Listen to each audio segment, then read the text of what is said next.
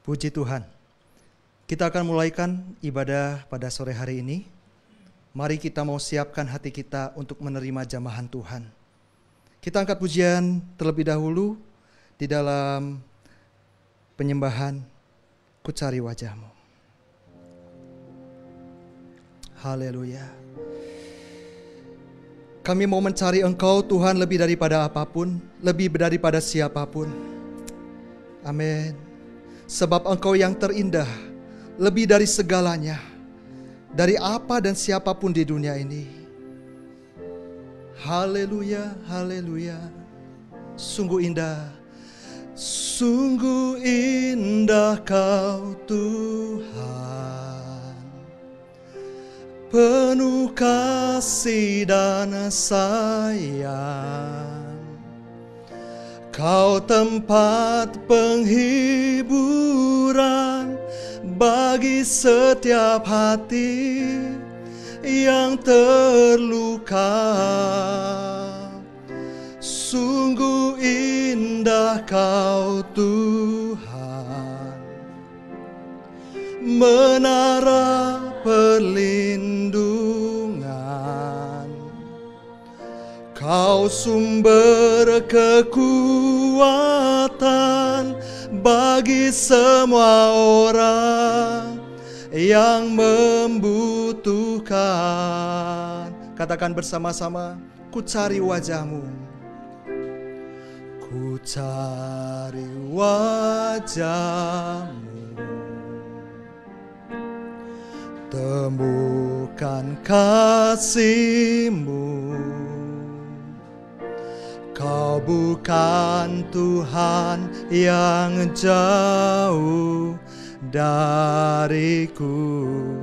Ku panggil nama-Mu Tuhan, oh, ku panggil nama-Mu. Ku dengar jawab-Mu, ku dengar jawab-Mu. Kau Tuhan yang selalu dengar seruan hatiku. Sungguh indah, oh sungguh indah Kau Tuhan. Amin. Penuh kasih dan sayang. Kau tempat penghiburan, Kau tempat penghiburan bagi setiap hati yang terluka. Oh, sungguh indah Kau Tuhan, menara perlindungan. Kau sumber kekuatan bagi semua orang yang membutuhkan. Katakan lagi, sungguh indah Kau Tuhan. Oh, sungguh indah Kau, ya Tuhan, Engkau yang terindah, penuh kasih dan sayang. Kau tempat penghiburan, Kau tempat penghiburan bagi setiap hati yang terluka. Oh, sungguh indah Engkau, oh ya Tuhan, menara perlindungan.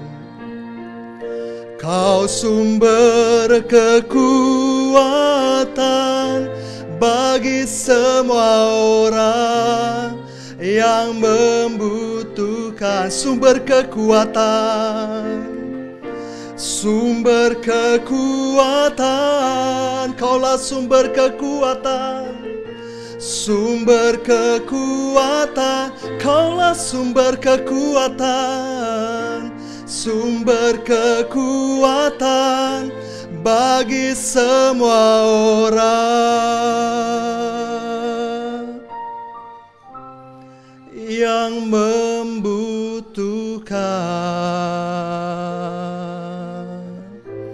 Haleluya.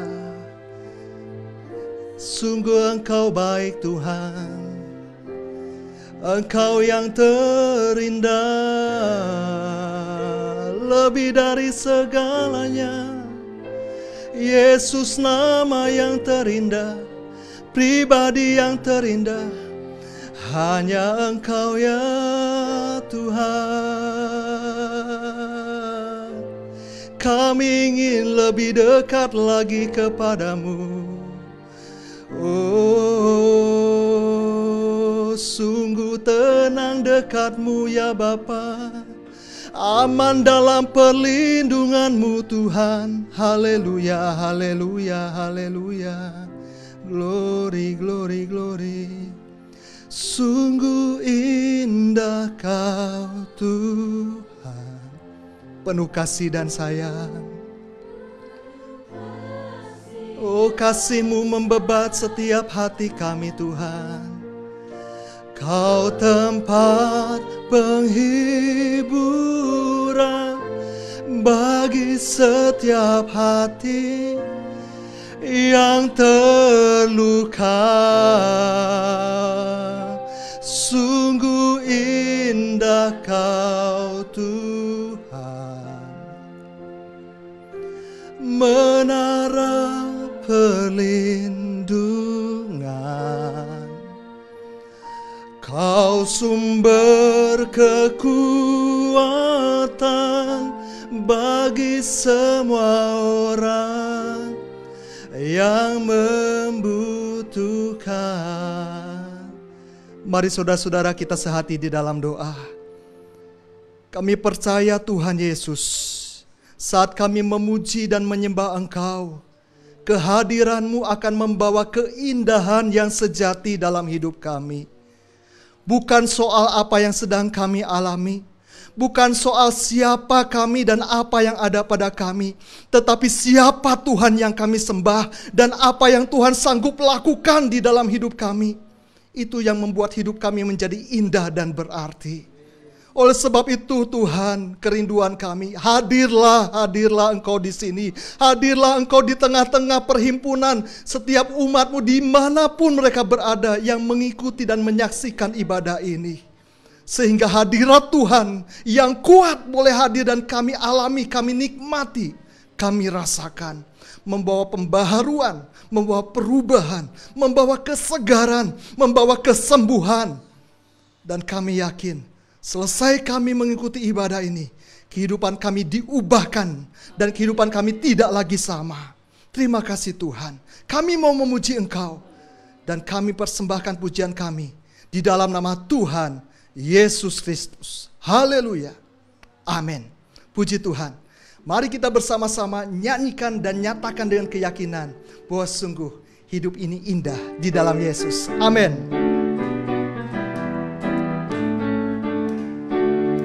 Keindahan di hadapanku, kemurahan di belakangku, kekuatan di sisiku, keyakinan di dalamku, kemenangan di perjalananku, kesukaan di hatiku, kedamaian dalam sanubariku, keindahan di dalam Yesus. Hidup ini sangat indah. Hidup ini sangat indah dengan Yesus. Amin. Hidup ini berarti bersama Dia. Hidup ini tambah manis setiap hari, karena Yesus menuntun. Katakan lagi, keindahan di hadapanku, keindahan di hadapanku, kemurahan di belakangku, kekuatan di sisiku. Amin Tuhan. Keyakinan di dalamku, kemenangan, kemenangan di perjalananku, kesukaan di hatiku, kedamaian dalam sanubariku, keindahan di dalam Yesus. Hidup ini sangat indah, hidup ini sangat indah dengan Yesus. Hidup ini berarti bersama Dia. Hidup ini tambah manis setiap hari, karena Yesus menuntun. Hidup ini sangat indah dengan Yesus. Oh, hidup ini sangat indah dengan Yesus. Hidup ini berarti bersama Dia. Hidup ini tambah manis setiap hari, karena Yesus menuntun. Karena Yesus menuntun hidupku, karena Yesus menuntun hidupku, karena Yesus menuntun hidupku. Haleluya, haleluya, haleluya. Mari kita siapkan hati kita untuk masuk di dalam firman Tuhan. Haleluya, haleluya. Sungguh Engkau baik Tuhan, tak terselami kasih-Mu, tak terduga segala pikiran-Mu. Tiada yang seperti Engkau Yesus, tiada yang seperti Engkau Tuhan. Kami menyembah-Mu, bermazmur bagi nama-Mu. Haleluya, haleluya, haleluya, haleluya. Terima kasih Tuhan, terima kasih Tuhan. Mari kita satu hati di dalam doa. Kami percaya Engkau telah hadir di dalam persekutuan kami, di dalam ibadah kami. Dan saatnya firman-Mu diberitakan. Saatnya suara-Mu diperdengarkan. Saatnya hikmat-Mu disingkapkan. Hati kami sudah terbuka lebar. Dan biarlah beniran tabuhan firman-Mu Tuhan. Benih taburan firman-Mu Tuhan, itu yang kami perlukan. Benih firman-Mu, benih yang hidup, yang sanggup membangkitkan semangat yang lemah, menghiburkan hati yang susah. Berbicaralah kepada setiap kami. Roh Kudus, Engkau yang berdaulat sepenuhnya. Engkau yang beracara seluas-luasnya. Kami akan sambut kebenaran firman-Mu Tuhan, di dalam berkat nama Tuhan Yesus Kristus. Haleluya. Amin.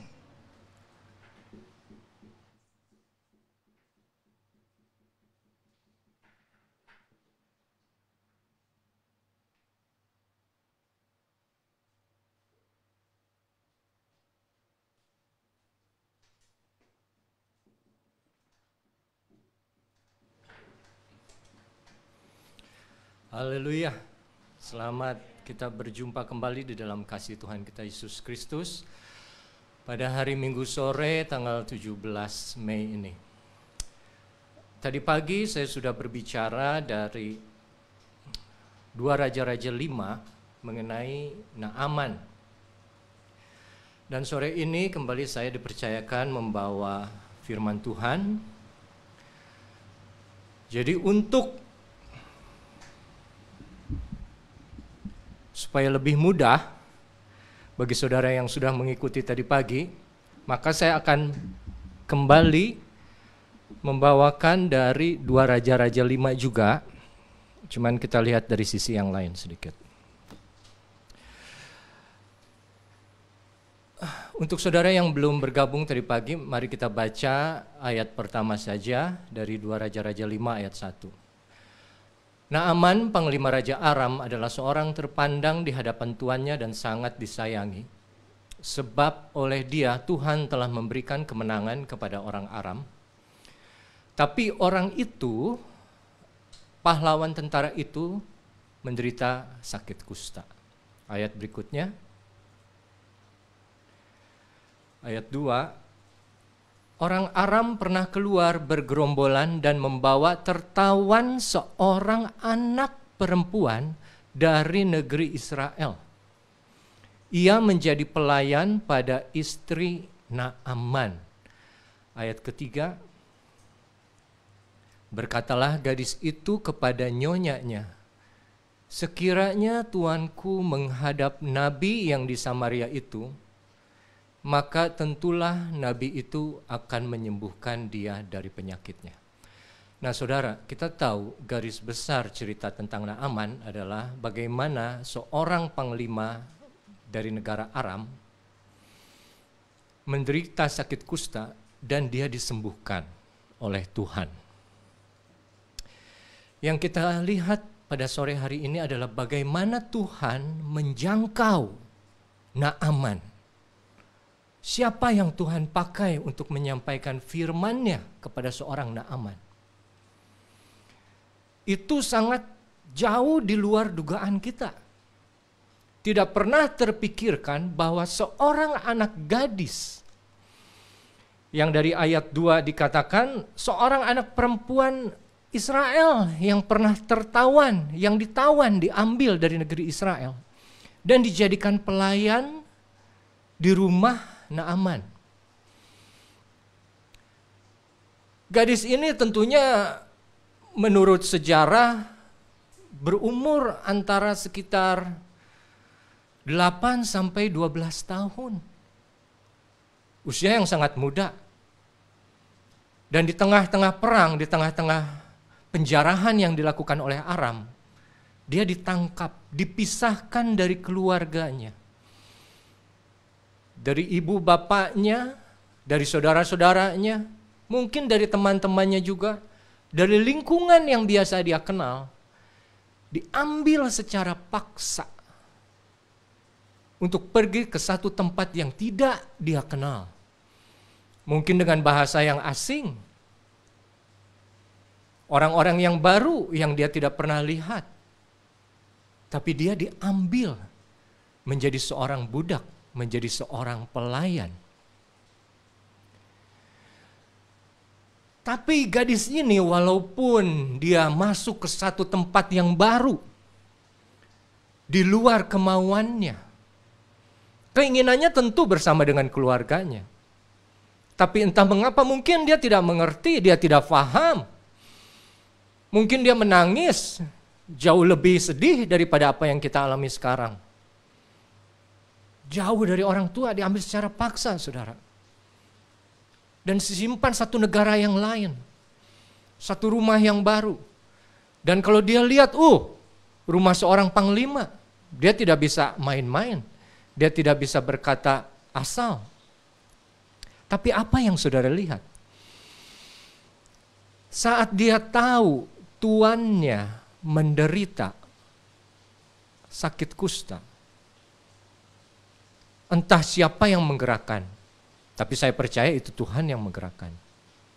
Dia berkata kepada istri Naaman, kalau saja tuanku menghadap nabi yang di Samaria itu, yang dimaksudnya adalah Elisa, tentulah nabi itu akan menyembuhkan dia dari penyakitnya. Yang saya kagum, saudara, dari seorang gadis kecil ini, seorang gadis yang belum masuk masa remaja sekalipun, tapi dia sudah punya hati yang teguh. kepada Tuhannya. Perubahan situasi, perubahan suasana yang ada terjadi di sekelilingnya tidak merubah siapa dia. Tidak merubah Tuhan siapa yang dia sembah. Tidak merubah siapa yang dia takuti. Saya jadi ingat cerita seorang Daniel yang diambil juga dari masa muda oleh Raja Babylon, terus dididik dengan cara-cara Babilonia. Tapi dia dengan keteguhan hatinya, dia tidak menerima itu semua. Tidak memakan hidangan yang disediakan, walaupun itu diwajibkan. Dia tetap makan sayur-sayuran. Bagaimana seseorang yang pergi keluar dari tempatnya yang nyaman, tempat yang dia kenal, masuk ke tempat yang baru, yang dia tidak nyaman, yang dia tidak kenal, yang bermusuhan. Tapi hatinya tidak berubah. Hatinya tetap kepada Tuhannya. Saudara, kualitas seperti ini tidak banyak lagi yang kita temukan. Banyak orang sekarang mempunyai hati yang sangat-sangat lemah. Mudah terpengaruh. Hatinya terbawa oleh suasana, oleh situasi yang terjadi, oleh perubahan-perubahan yang ada. Hatinya tergantung oleh siapa yang menjadi pimpinan dia, oleh siapa yang ada di sekitar dia sekarang. Banyak anak Tuhan juga yang dari kecil sekolah minggu, masuk remaja, dia lepas, tidak ikut kebaktian, masuk ke pergaulan yang baru. Dan hatinya tidak kuat, terbawa pergaulan yang salah dan overdosis. Yang saya suka dari gadis yang kecil ini, dia kokoh. Dia tetap menyembah Yahweh-nya dan dia tidak takut memberitakan Tuhannya. Di hadapan orang yang tidak kenal Tuhan atau Yahweh-nya orang Israel, dia tetap mengatakan, seandainya saja Tuanku pergi ke Samaria, bertemu dengan nabi itu, abdi Allah itu, pasti dia akan sembuh. Saudara, yang saya ingin kita ajak dari cerita Naaman pada sore hari ini, kita lihat bagaimana Tuhan berbicara beberapa kali kepada Naaman melalui beberapa orang yang berbeda, tetapi semuanya hamba, semuanya pelayan, semuanya yang tidak dianggap oleh orang-orang, tapi Tuhan pakai. Jangan pernah anggap diri saudara itu kecil. Hanya karena saudara berada di situasi yang baru, yang tidak kita kenal. Hanya saudara berada di situasi yang sebelumnya tidak pernah ada. Bukan berarti Tuhan tidak beserta. Bukan berarti Tuhan tinggalkan. Bukan berarti Tuhan tidak pakai. Tuhan tetap pakai gadis ini kok. Ada rencana Tuhan yang luar biasa melalui dia. Bagaimana dari mulut seorang gadis kecil, dia bisa merubah keadaan dua negara. Raja Aram menerima Naaman. Raja Israel sampai nangis ketakutan. Kenapa? Semuanya dimulai dari sebuah kesaksian dari seorang gadis yang kecil. Jangan pernah anggap diri saudara kecil. Dan juga jangan pernah anggap orang lain yang di sekitar saudara kecil. Karena bisa saja Tuhan pakai dia untuk memberkati kita. Gadis kecil ini adalah awal muasalnya Tuhan menyatakan kasih-Nya kepada Naaman. Kalau kita belajar di Lukas 4, itu ada tertulis, kalau saya tidak salah Lukas 4 ayat 37, coba kita lihat ya. Kalau salah maafkan ya saudara. Oh salah. Jadi dalam Lukas 4 ayat, dalam satu ayat, tertulis bahwa saat itu banyak orang kusta di Israel. Tapi Elisa hanya menyembuhkan Naaman, orang Syria itu. Dan satu ayat sebelum itu, Yesus berkata tentang Elia, banyak janda di Israel. Tapi Tuhan mengutus Elia kepada janda di Sarfat. Kasih Tuhan akan selalu menjangkau orang-orang yang Dia kehendaki untuk bertobat, saudara. Dan itu tidak akan terbatas oleh apapun. Kadang kita membatasi Tuhan dengan pikiran-pikiran kita bahwa orang itu kan, Lukas 4 ayat 27, coba kalau kita boleh baca sekarang, Lukas 4 ayat 27, dan pada zaman Nabi Elisa banyak orang kusta di Israel, dan tidak ada seorang pun dari mereka yang ditahirkan, selain daripada Naaman, orang Syria itu. Tentunya ada rencana Tuhan yang luar biasa melalui Naaman. Bagaimana Tuhan menjangkau Naaman, itu yang luar biasa buat saya. Dia memakai hamba-hamba, orang-orang yang tidak dihargai, orang-orang yang dianggap kecil, berbicara kepada Naaman. Anak kecil dipakai, anak perempuan. Dan kita tahu cerita selanjutnya, Naaman pergi ke Israel. Dan dia datang ke rumah Elisa dengan memakai kereta kudanya. Lalu pada 2 Raja-Raja 5 ayat yang ke-10, kita lihat pelayan atau jenis hamba yang kedua. Elisa menyuruh seorang suruhan kepadanya mengatakan, pergilah mandi 7 kali dalam sungai Yordan, maka tubuhmu akan pulih kembali sehingga engkau menjadi tahir. Apa yang kita bisa pelajari? Kembali seorang anak, seorang dalam bahasa aslinya disebut malak, seorang utusan atau seorang hamba, seorang pelayan, digunakan oleh Tuhan melalui Elisa untuk menyampaikan pesan kepada Naaman. Apa yang Naaman harus lakukan bila ingin sembuh. Saya pikir kenapa bukan Elisa yang keluar, saudara. Saudara bisa bayangkan itu kalau terjadi hari-hari ini kepada salah satu dari kita. Taruhlah kita bangsa Indonesia kedatangan panglima tentara diraja dari Malaysia datang ke rumah kita untuk bertamu. Apakah kita tidak akan menyambut dia dengan segala macam persiapan, mungkin seremonial? Tapi Elisa beda. Elisa ingin tekankan bahwa aku hanyalah hamba, aku adalah abdi Allah. Tidak penting siapa aku.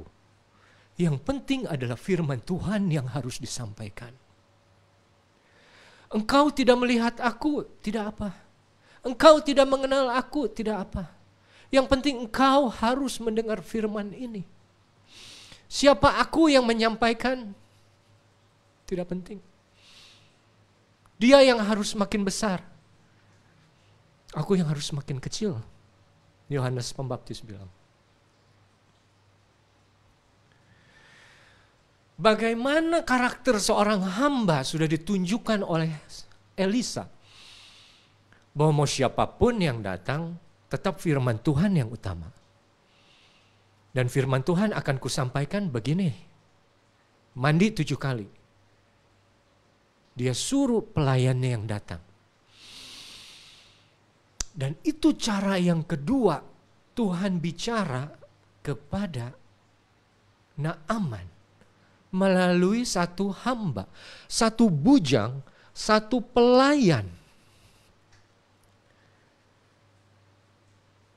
yang masih muda. Dan kita tahu cerita berikutnya, Naaman marah. Naaman merasa tersinggung. Kenapa bukan Elisanya sendiri yang keluar? Dan dengan marahnya dia ngomong, sungai di Damsyik lebih bagus daripada sungai Yordan. Kenapa aku harus mandi di Yordan? Dan dia pergi dengan panas hati. Tapi yang saya suka, Tuhan tidak berhenti di situ, saudara. Kalau Tuhan sudah capai dengan Naaman, selesai sudah. Kalau Tuhan tidak mau bicara lagi kepada Naaman, berhenti.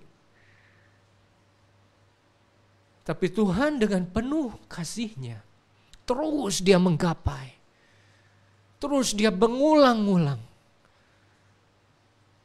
Dan akhirnya untuk ketiga kali melalui, kita baca 2 Raja-Raja 5 ayat 13.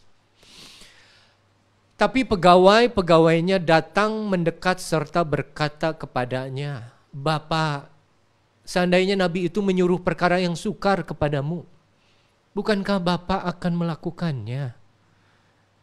Apalagi sekarang, ia hanya berkata kepadamu, mandilah dan engkau akan menjadi tahir.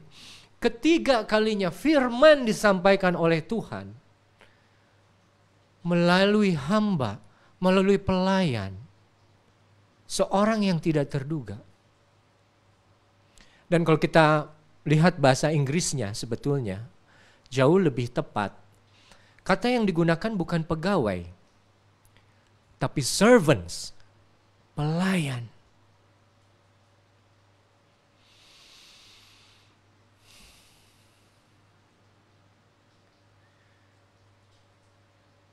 Pertama, Tuhan pakai anak perempuan Israel yang ada di Syria. Kedua, Tuhan pakai bujang Elisa, lelaki, menjadi utusan yang ada di Israel. Ketiga, dia pakai pelayannya, Naaman. Memang kita tidak tahu, tidak tertulis ini pelayan berkebangsaan apa. Tapi tetap dia adalah seorang hamba, seorang kecil. Bagaimana seorang kecil yang sebetulnya tidak punya hak apa-apa, kok bisa berani bicara kepada tuannya? Panglima, yang kalau dia tidak suka marah, dia tinggal bilang, penggal kepala, putus kepala anak itu. Tapi kenapa anak itu bisa berani, saudara? Karena ada kasih Tuhan yang bekerja melalui dia.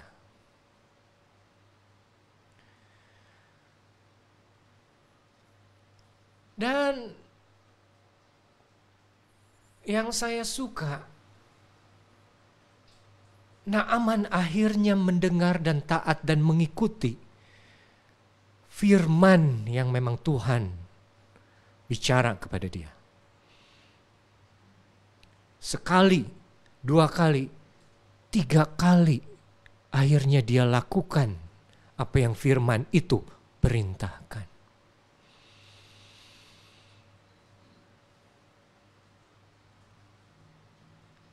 Kita baca ayat ke-14. Langsung setelah yang ketiga Tuhan berbicara melalui hambanya yang masih kecil. Dari 3 orang yang masih kecil, 3 orang remaja. Maka turunlah ia. Harus ada kerendahan hati untuk turun dari sesuatu yang tinggi ke tempat yang rendah. Masuk ke dalam sungai, turun dari kereta kuda, kereta perang. Membutuhkan satu tindakan yang berani. Bagaimana dia datang pada awalnya kepada Raja Israel dengan segala kemegahannya, dengan segala keangkuhannya. Tapi begitu 3 kali Tuhan bicara kepada dia melalui hamba-hambanya yang kecil, dia lakukan, maka turunlah ia.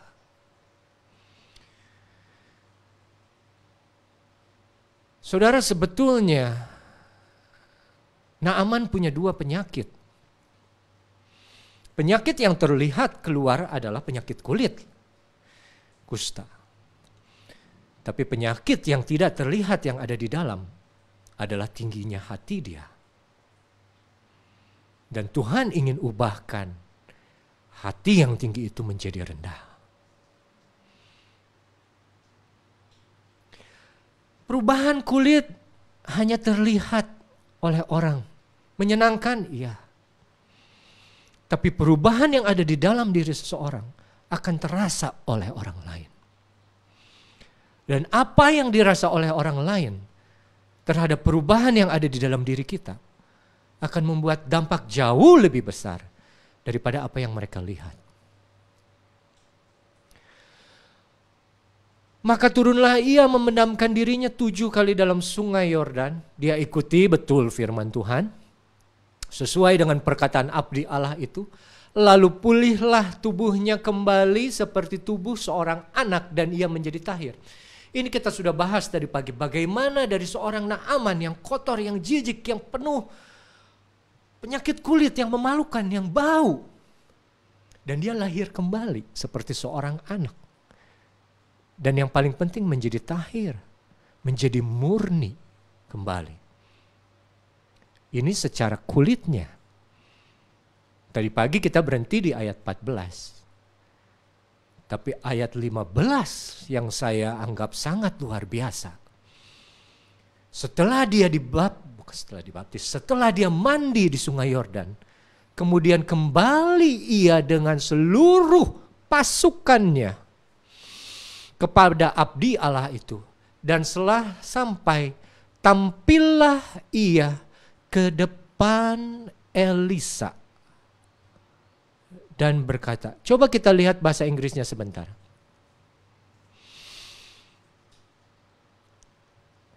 And he returned to the man of God, hamba Tuhan, Elisa. He and all his company, dia dengan semua pengikutnya, dia datang dan dia berdiri di depan dia. Ini yang tidak ada di bahasa Indonesia. Coba kembali lagi ke bahasa Indonesia. Di sini hanya ditulis tampillah ia. Untuk seseorang berdiri, dia harus turun dari kudanya, dari kereta kudanya. Awal dia datang ke Elisa, hamba Tuhan itu, dia masih memakai kereta kuda. Dia masih Naaman yang lama. Dia datang dengan keangkuhannya, ketinggi hatiannya. Tapi setelah firman itu datang, dia ikuti firman itu. Taat. Apa yang saudara lihat? Perubahan yang luar biasa terjadi pada dirinya. Dia kembali. Dan sekarang dia turun dari segala kemuliaannya. Dan berdiri di hadapan Elisa itu. Dan berkata, sekarang aku tahu bahwa di seluruh bumi tidak ada Allah kecuali di Israel. Karena itu, terimalah kiranya suatu pemberian dari hambamu ini. Suatu perubahan yang luar biasa. Dari seorang yang memiliki segalanya, seorang yang angkuh, seorang yang mulia, seorang yang berkuasa. Hanya dalam sekejap Tuhan bisa ubahkan. Dengan kuasa firman yang Tuhan sampaikan melalui orang-orang yang tidak terkenal. Yang namanya pun tidak ditulis. Yang tentunya maksud Tuhan adalah mereka tidak penting. Yang penting adalah aku. Firman sendiri yang sudah berbicara melalui siapapun yang aku mau. Orang-orang pilihanku itu tidak penting. Yang penting adalah aku. Dan bagaimana kamu ingin mendengarkan firman-Ku. Bukan kita hamba-hamba yang menyampaikan firman Tuhan. Harus mendapat pujian. Harus mendapatkan podium. Harus mendapatkan mimbar. Harus mendapatkan tempat.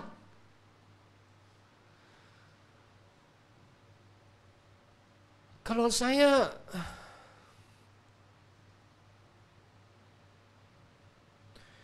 Saya pribadi sedih kalau saya lihat masih ada hamba Tuhan yang masih cari panggung untuk berbicara.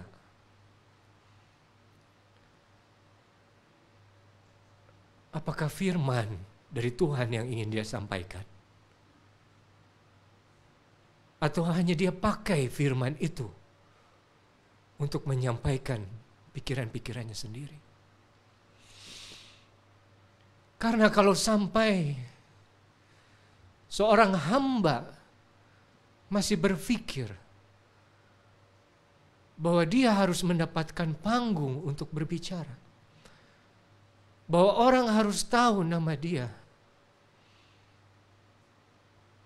itu bukan hamba yang sesungguhnya. Kita belajar dari Elisa. Kita belajar dari Naaman. Bagaimana ini seorang yang tinggi, dia bisa ngomong, aku adalah hamba.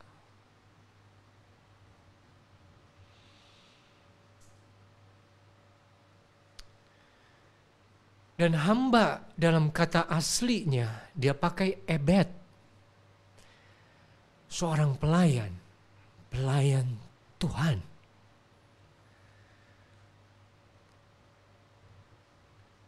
Dari sebelum masuk Sungai Yordan, sesudah masuk Sungai Yordan, ada perubahan yang dia tampilkan. Bukan lagi dia Naaman yang utama, tapi Tuhan yang utama.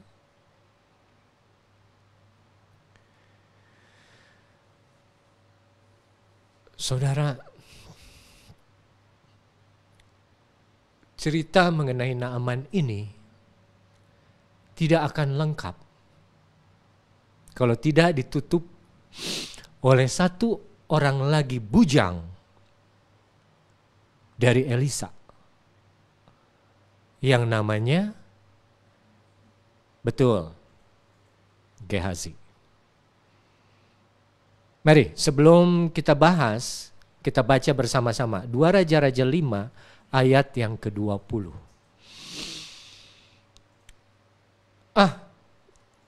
Coba ayat ke-19-nya dulu.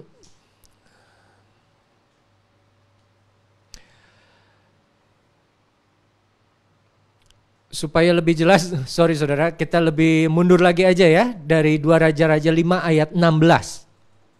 Gak apa-apa sedikit panjang tapi kita. Tetapi Elisa menjawab, demi Tuhan yang hidup, di hadapannya aku menjadi pelayan. Sesungguhnya aku tidak akan menerima apa-apa. Dia tidak ambil kredit untuk kesembuhan yang Tuhan lakukan pada Naaman. Karena dia tahu diri, aku hanya pelayan. Dan walaupun Naaman mendesaknya supaya menerima sesuatu, ia tetap menolak. Ini karakter seorang hamba. Dia tidak akan mengambil kredit untuk sesuatu yang dia tidak kerjakan. Aku hanya pelayan, aku hanya menyampai firman.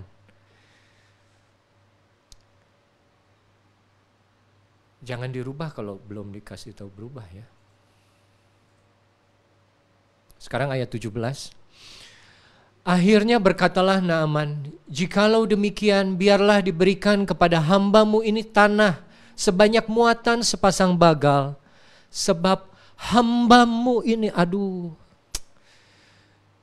bagaimana kurang rendah hatinya dia setelah menerima pertobatan, menerima jamahan dari Tuhan itu. Dia menyebut dirinya hamba sampai 2 kali dalam satu kalimat ini. Sebab hambamu ini tidak lagi akan mempersembahkan korban bakaran atau korban sembelihan kepada Allah lain, kecuali kepada Tuhan. Nah, saya tidak punya cukup banyak waktu untuk jelaskan ayat per ayat. Kita lanjut saja, kita akan ke 18. Dan kiranya Tuhan mengampuni hambamu ini dalam perkara yang berikut. Jadi dia sudah sampaikan, kalau sampai saya melakukan ini saat saya kembali ke negara saya, ampuni saya Tuhan. apabila tuanku, maksudnya raja dia, masuk ke kuil Rimon untuk sujud menyembah di sana, dan aku menjadi pengapitnya sehingga harus ikut sujud menyembah dalam kuil Rimon itu, kiranya Tuhan Yahweh mengampuni hambamu ini dalam hal itu. Ayat 19. Nah, Elisa tidak berkata apa-apa selain pergilah dengan selamat. Setelah Naaman berjalan tidak berapa jauh daripadanya, ayat 20 yang akan kita mulai bahas. Berfikirlah Gehazi, bujang Elisa, abdi Allah. Ada orang lain juga yang mendengarkan. Saya berpikir ada beberapa orang pelayan atau hamba yang ada di rumah Elisa. Minimal ada dua lah, selain Gehazi dan satu lagi utusan yang pertama disuruh berbicara kepada Naaman yang tadi kita sudah baca sebelumnya. Dan dia bilang, dia nggak bilang, berpikir, dan dia berpikir, sesungguhnya tuanku terlalu menyegani Naaman orang Aram ini dengan tidak menerima persembahan yang dibawanya.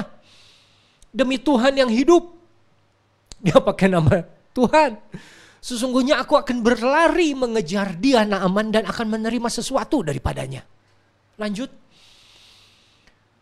Lalu Gehazi mengejar Naaman dari belakang. Kebayang saudara, itu Naaman pakai kuda. Memang nggak disebut ini Gehazi mengejar pakai apa ya. Tapi ketika Naaman melihat ada orang berlari-lari mengejarnya, itu bagaimana niatnya Gehazi untuk mendapatkan harta. Ketika Naaman melihat ada orang berlari mengejarnya, turunlah ia dengan segera dari atas kereta untuk mendapatkan dia dan berkata, selamat, tahan.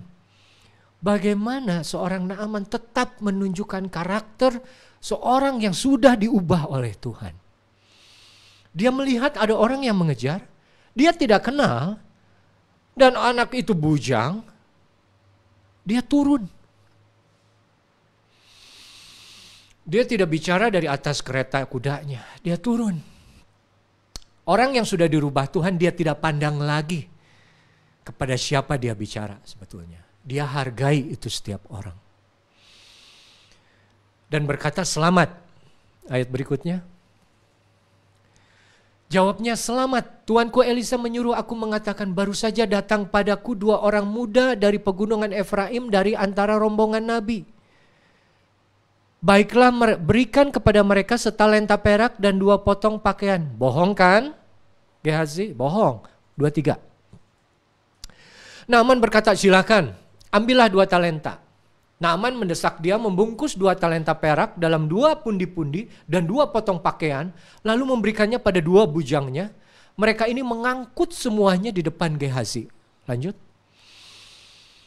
Setelah mereka sampai ke bukit, disambutnya lah dari tangan mereka, disimpannya di rumah dan disuruhnya kedua orang itu pergi, maka pergilah mereka. Jadi diantar itu barang-barang itu. Ayat berikutnya.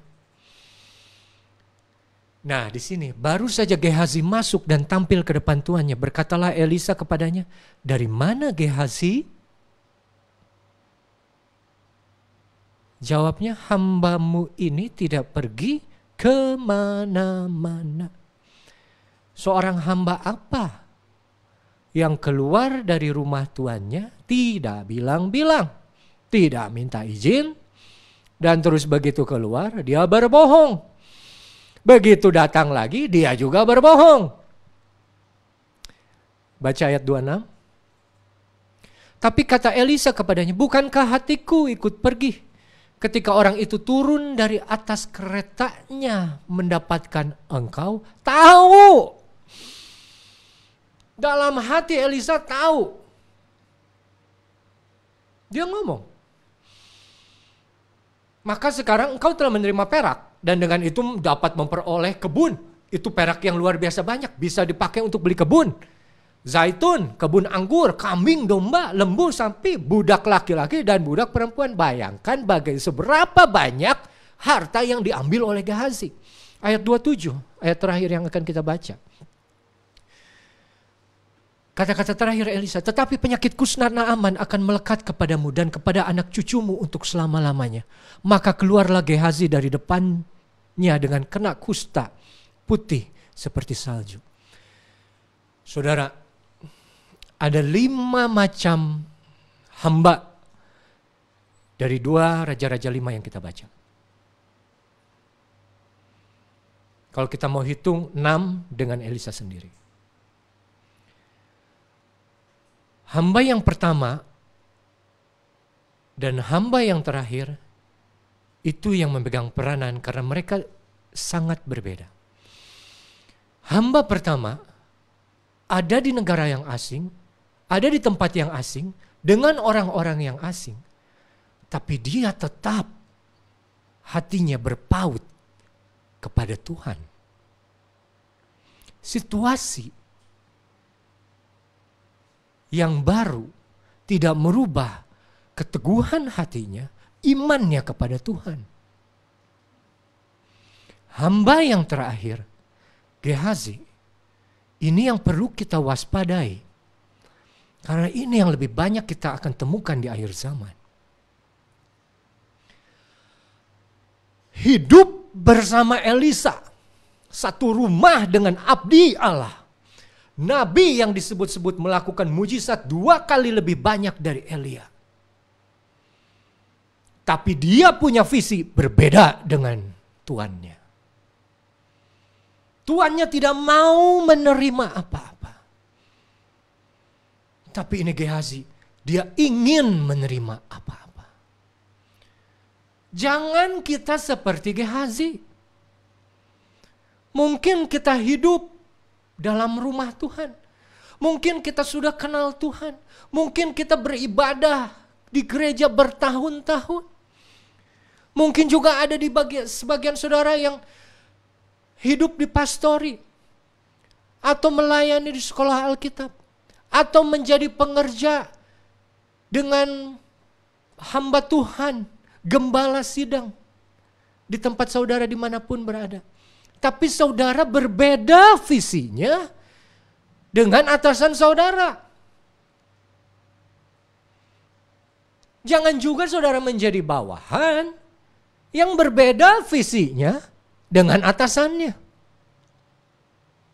Atasan kita siapa? Yesus. Jangan pernah berbeda visi dengan Yesus. Contoh Gehazi, saat dia berbeda visi dengan tuannya, walaupun dia menghabiskan waktunya bersama tuannya, hidupnya hari demi hari, jam-jaman, menit demi menit, tidak merubah hatinya. Hatinya sudah seperti orang yang bebal. Percuma.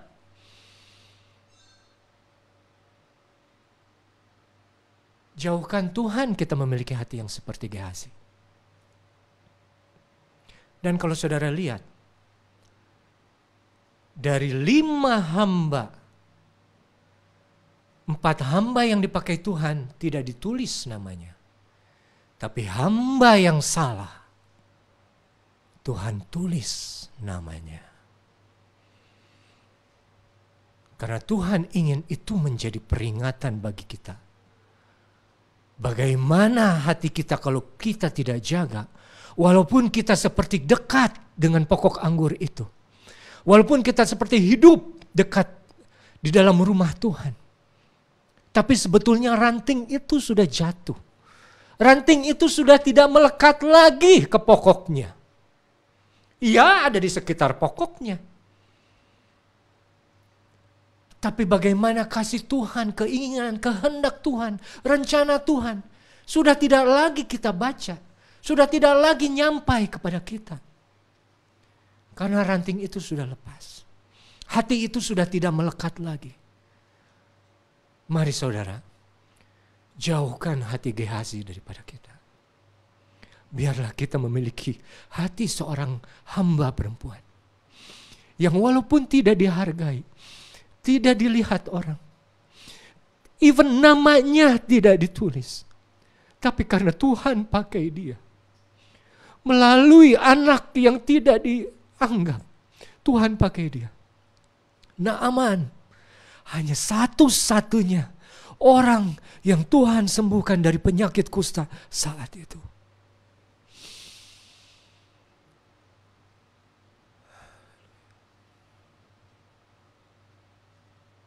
Puji Tuhan, saudara. Demikian firman Tuhan yang saya sampaikan pada sore hari ini. Tuhan sudah berbicara. Biarlah firman itu boleh menjadi rema bagi saudara. Tidak penting di mana saudara berada. Yang penting saudara mau dipakai oleh Tuhan. Dan Tuhan mau bekerja secara luar biasa melalui saudara. Saya rindu kita nyanyikan satu kali saja sebelum nanti Ibu Gembala tutup dalam doa. Kasih Yesus indah dalam hidupku.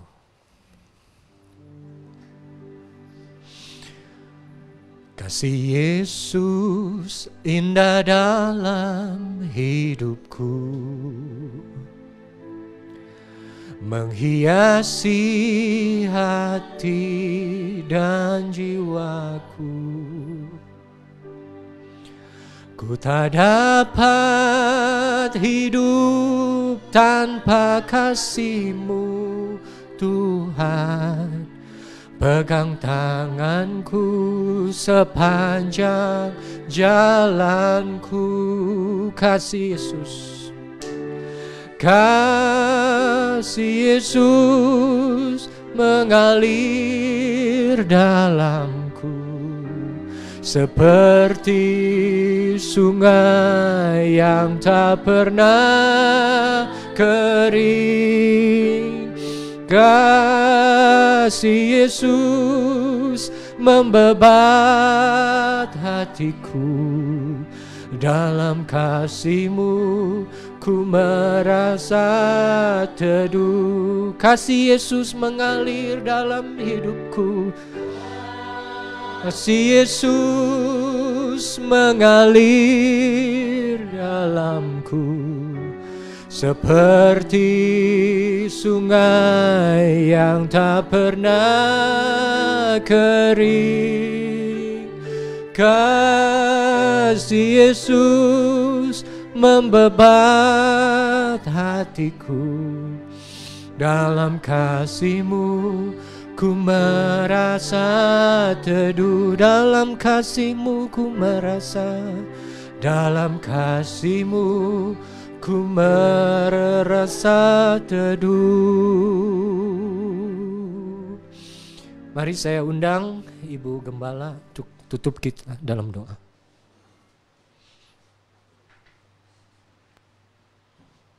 Puji Tuhan. Terima kasih Bapa di dalam surga. Kami kembali datang kepadamu Tuhan. Dengan segala ucapan syukur kami kembalikan kepadamu. Terima kasih Tuhan untuk firman yang kami sudah dengar. Ada banyak pelajaran yang kami dapatkan dari firman-Mu Tuhan Yesus.